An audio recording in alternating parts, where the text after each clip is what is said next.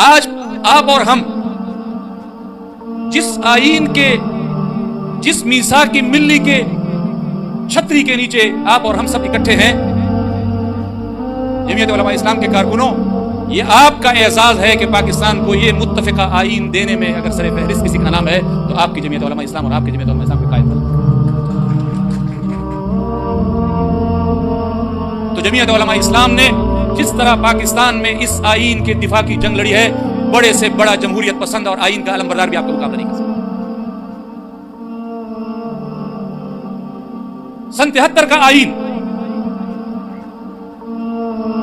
اس آئین پر جب جب شب خون مارا گیا، آپ کی جماعت جمعیت علماء اسلام نے آپ جنرل ایوب کے ماشاء اللہ کو دیکھ لیں جو قبل 73 کے آئین کی بات ہو رہی ہے،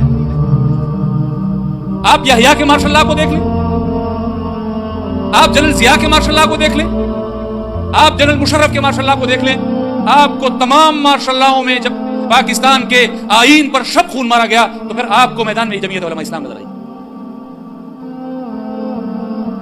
آپ کو جمہوریت کی علمبرداری میں جمعیت علماء اسلام نظر آئی۔ کون ہوگا جو جمہوریت اور آئین کی سربلندی کی جنگ میں آپ کا مقابلہ کر سکے؟ یہ جمعیت علماء اسلام ہے کہ جس نے کسی آمر کی کوکھ سے جنم نہیں پایا۔ آپ پاکستان کی سیاست کی اور سیاسی جماعتوں کی تاریخ اٹھا کر دیکھ لیجئے، یہ جو اپنے آپ کو بڑی بڑی سیاسی جماعتیں کہتے ہیں، ان کی تاریخ اٹھا کر دیکھ لیجئے، ان کی تخلیق میں اگر آپ کو نظر آئے گا تو آپ کو ہمارے راولپنڈی کا ادارہ نظر آئے گا۔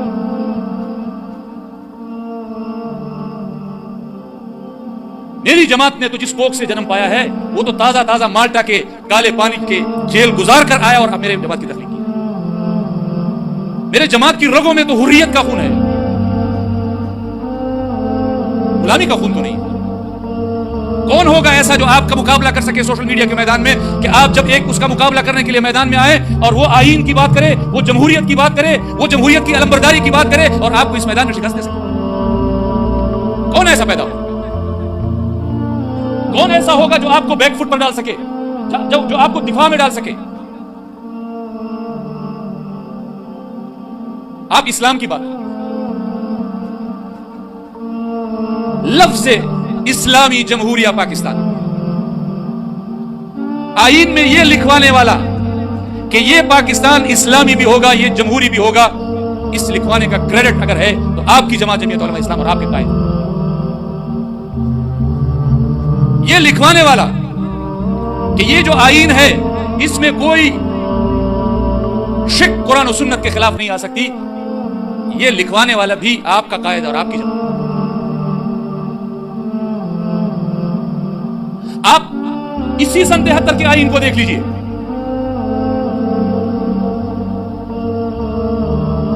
امیر شریعت سید عطا اللہ شاہ بخاری رحمہ اللہ، ان سے بڑی بھی کوئی تحریک اٹھانے والی شخصیت ہوگی؟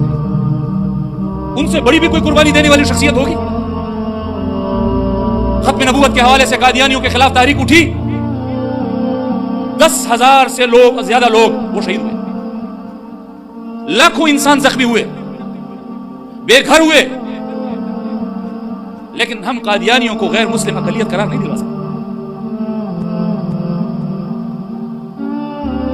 گنتی کے چند علماء وہ سن 70 کے بعد پارلیمنٹ میں آئے اور ایک بھی بندہ زخمی ہوئے بغیر ہم نے قادیانیوں کو غیر مسلم اقلیت قرار دیا۔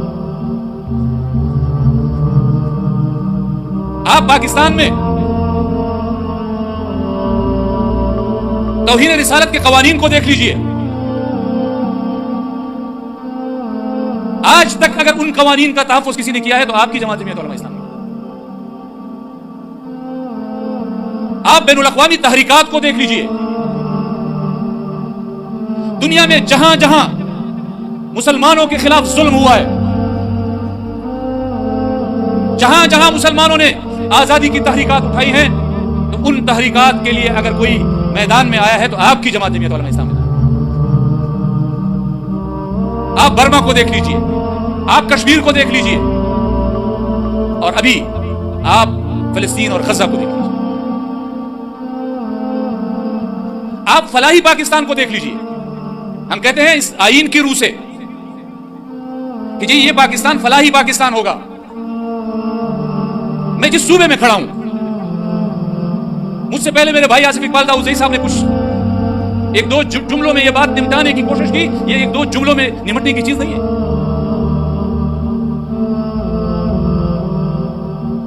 جب MMA کی حکومت آ رہی تھی، ہو سکتا ہے میں 2 3 4 یا زیادہ سے زیادہ 5 کی سپیس آپ سے لے لوں کہ یہ میں غلطی کر رہا ہوں. 4 5 سے زیادہ نہیں ہوگا. ریکارڈ دیکھ لیں کہ جب MMA کی حکومت آ رہی تھی تو صوبہ خیبر پختونخوا میں اس وقت کی NWFP 78 کالجز تھے. اور جب ہم 5 سال کے بعد حکومت چھوڑ رہے تھے تو ہم نے صرف 5 سال کے عرصے میں تقریباً اتنے ہی کالج نہیں. یہ جمعیت علماء اسلام اور MMA کی حکومت تھی کہ پہلے ہم نے 8ویں تک تعلیم کو مفت کیا، پھر 10ویں تک تعلیم کو مفت کیا، پھر 12ویں تک تعلیم کو مفت کیا. ہم نے کتابیں دینے شروع کی. 8ویں تک کے طالب علموں کو ہم نے کتابیں دینا شروع کی. پھر 10ویں تک ہم پہنچے، ہم نے یونیفارم دینا شروع کیا. ایک غلطی مجھے آج بھی یاد پڑتی ہے کہ اس وقت چونکہ ہمیں یہ ادراک نہیں تھا اس میڈیا کا اور اس سوشل میڈیا کا اور ان رجحانات کا، کہ میرے سامنے اکرم خان درانی صاحب نے ایک بات کہی کہ ہم نے جو تعلیم مفت کی ہے، ہم نے جو کتابیں دی ہیں، ہم نے جو یونیفارم دیے، ہم نے اس کی تشہیر کا بجٹ بنایا تو اس کی تشہیر میں جتنے پیسے لگ رہے تھے اس سے تو ہم 1 سال کی کتابیں دے سکتے. اب بتاؤ، لگتا ہے صاحب کہہ رہے ہیں 5 ارب روپے، لیکن آپ دیکھیے کہ آپ کی انہی اقدامات کو پرویز الہی صاحب نے فالو کیا. انہوں نے اشتہارات دیے، انہوں نے میڈیا میں ایڈورٹائز کیا، ان کے اقدامات کو یاد کیا جاتا ہے، لیکن آپ کے MMA کی ان اقدامات کو جنہوں نے بنیاد ڈالی تھی وہ کسی کو یاد نہیں. آپ کو کہ فٹ پرنٹس کو، آپ کے نقش قدم پر چلتے ہوئے پنجاب نے وہ کام کیا اور کروڑوں اور اربوں کے اشتہارات دیے، وہ لوگوں کو یاد ہے، آپ کا کام کسی کو یاد نہیں. آپ صحت کے میدان میں دیکھ لیجیے، ہر تحصیل میں آپ نے MMA کی حکومت میں تحصیل ہیڈ کوارٹر اسپتال بنائے، آپ نے D کلاس کے ہسپتال بنائے، آپ نے ڈسٹرکٹ کے تمام ہسپتالوں کو اپ گریڈ کیا، آپ نے خواتین کے لیے علیحدہ یونیورسٹی بنائی، آپ نے خواتین کے لیے علیحدہ میڈیکل کالج بنایا، آپ نے صوبے بھر میں میڈیکل کالجز بنائے. کون ہوگا جو کارکردگی کی بنیاد پر آپ کا مقابلہ کر سکے گا؟ کسی کو کوئی ہمت ہے تو آپ چیلنج دے کر کہیں ان کو، اب یہ 12 سال سے تو یہ لوگ حکمران بیٹھے ہوئے ہیں، کوئی ایک چیز تو آپ کو بھی بتا دیں کہ وہ آپ کا مقابلہ کر سکے. آج بھی جمہوریت کا مقدمہ آپ لڑ رہے ہیں. آج بھی 27ویں ترمیم مقابلے میں اگر اس جمہوری آمریت کا مقابلہ کسی نے کیا ہے تو جمہوریت